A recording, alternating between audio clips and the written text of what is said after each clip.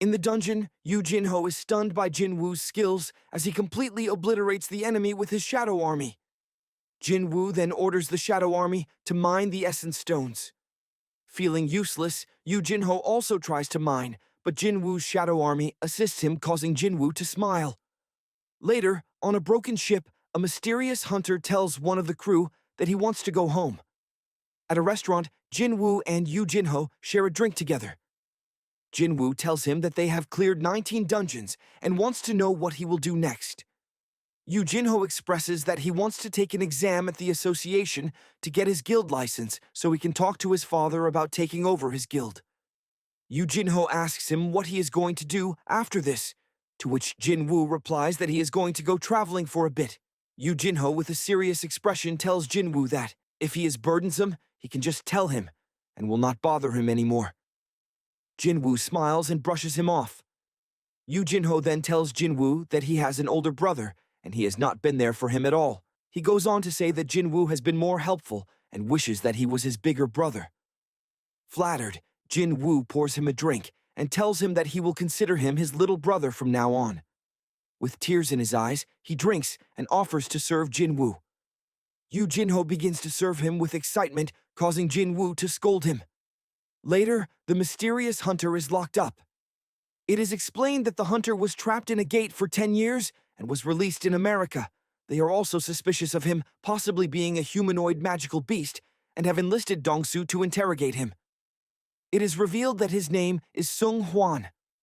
Back at home, Jin-Woo tells his sister that he is going on a week's vacation with a friend. She probes him for information about who the girl is and when he is going to introduce her. Later, he returns to the door where he defeated the Cerberus and uses the key to open it. As the door opens and he walks through, he gets a quest to collect 10,000 demon souls to complete the mission. With fierce determination, he readies himself. Later, Yu Jinho, in a meeting with his father, wishes to take over the guild. His father tells him that his older brother also wants to take over the company. Yu Jinho tells his father that his brother will put the company at risk. As he goes on to elaborate, his father inquires about Jin-Woo, asking if he assisted him with all of the raids. Jinho tells him yes. His father agrees to give him control of the guild only if he can recruit Jin-Woo. Back in the dungeon, Jin-Woo receives a permit for the next floor and summons the ice bear and steamrolls through a horde of enemies.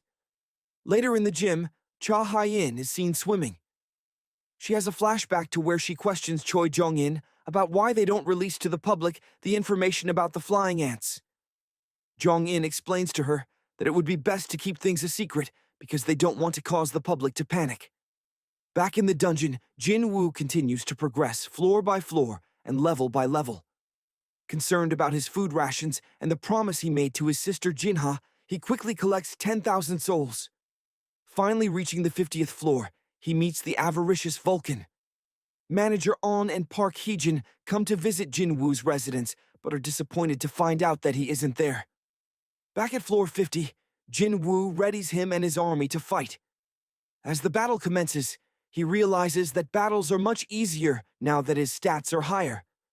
Just then, the Vulcan attacks. Jin-Woo lands a heavy blow on him, shocked by his strength. The beast then gets up and attacks Jin-Woo. As the fight endures, Jin-Woo finds a way to defeat the Vulcan and receives the World Tree Fragment item. Later, Dong-Su interrogates Sung Hwan, but Sung Hwan tells him that a greater power has awakened that will cause catastrophe, and his job is to stop it. Hwan tells Dong-Su that he has a wife and 2 kids. He asks for his son's name. After telling him his name is Jin-Woo, Dong-Su tells him that his son is dead and tries to kill him as well. Back in the dungeon, Jin-Woo slaughters another boss and levels up. Back in the city, Dong-Su is bruised and unconscious. Jin-Woo has now run out of rations and has reached the 75th floor. He has to turn back but is motivated because he has most of the items for the Elixir of Life potion, which he will use to fix his mother's health.